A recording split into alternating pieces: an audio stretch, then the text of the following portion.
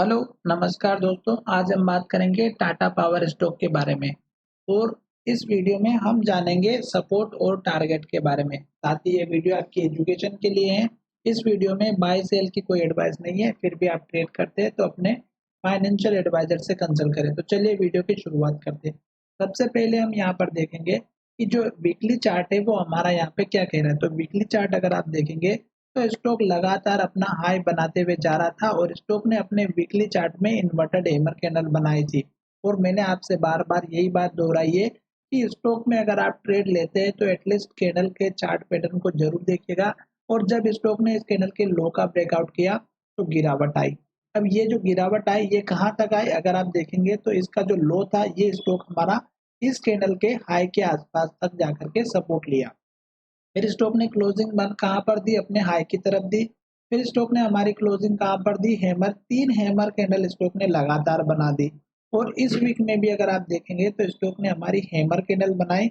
और पिछला जो वीक का हाई था वो अगर आप देखेंगे तो 385 रुपए का है। अब ये स्टॉक हमारा इस लेवल को ब्रेक कर देता है तो स्टॉक हमारा फिर से इस कैंडल के हाई के पास जाता हुआ नजर आएगा और आपका जो है टारगेट 412-13 रुपए का ये हिट होता हुआ नजर आएगा। साथ ही अगर आप देखेंगे तो स्टॉक हमारा वीकली चार्ट में भी अप ट्रेंड में दिखाई दे रहा है। अब हम चलते हैं डेली चार्ट में और डेली चार्ट में अगर आप देखेंगे तो 200 दिनों के मूविंग एवरेज के ऊपर है। तो इसका मतलब ये है कि स्टॉक हमारा अप ट्रेंड को कंटिन्यू फॉलो कर रहा है और जब से 212 और 15 रुपए पे था स्टॉक, तब से स्टॉक ने हमारा पॉजिटिव इंडिकेशन दिया था। अब स्टॉक जो है हमारा हाई बनाते बनाते ऊपर की तरफ जा रहा है।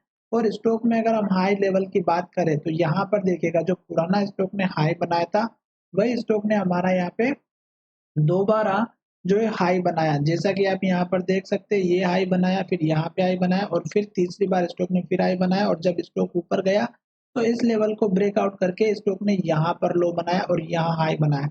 तो इसका मतलब ये हुआ कि स्टॉक नया हाई बनाते बनाते ऊपर की तरफ जा रहा है। अब स्टॉक जो है हमारा इस लो को बनाया, फिर ऊपर लो बनाया, फिर और ऊपर लो बनाया, फिर स्टॉक ने और ऊपर लो बनाया और अब स्टॉक ने और ऊपर लो बनाया।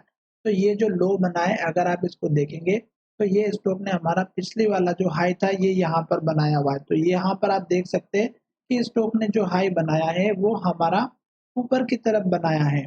तो इसका मतलब ये हुआ कि स्टॉक लगातार एक तो ऊपर जा रहा है और स्टॉक हमारा हाई बनाते बनाते जा रहा है और लो को भी ऊपर शिफ्ट करते हुए जा रहा है। तो इसका मतलब ये हुआ कि स्टॉक अप ट्रेंड को कंटिन्यू फॉलो कर रहा है। अब यहाँ पर देखिएगा कि आज स्टॉक ने हमारा इन्वर्टेड हैमर बनाया। ग्रीन कैंडल जरूर बनी है पर इन्वर्टेड हैमर बनी। तो इसका मतलब हुआ कि ये लेवल अभी ब्रेकआउट नहीं हो पा रहा है, क्योंकि पहले भी स्टॉक इस लेवल को क्रॉस नहीं कर पाया था। पर अब यहाँ पर ऐसी उम्मीद लग रही है कि स्टॉक इस लेवल को ब्रेकआउट कर देगा जो 385 रुपए का है। और जैसे ये लेवल ब्रेकआउट करेगा तो आपका ऊपर का टारगेट देखने को मिलेगा जो लगभग हमारा 410 से 412 के आसपास का है। अभी अगर हम सपोर्ट लेवल या स्टॉप लॉस की बात करें तो लास्ट का जो लो बना है ये आप अपना स्टॉप लॉस सपोर्ट लेवल लेकर के चल सकते हैं।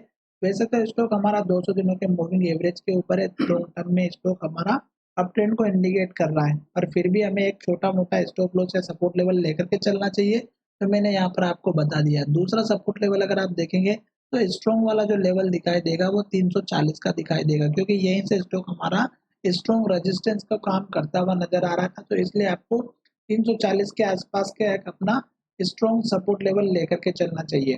तो अभी जो स्टॉक में अगर आप ट्रेंड को फॉलो करते हैं तो स्टॉक अप ट्रेंड में है। सपोर्ट लेवल की बात करते हैं तो मैंने आपको ऑलरेडी बता दिया है। और यहाँ पर देखिएगा 335-340 का स्ट्रॉन्ग रेजिस्टेंस लेवल था पहले, तो यहाँ पर सपोर्ट बना था।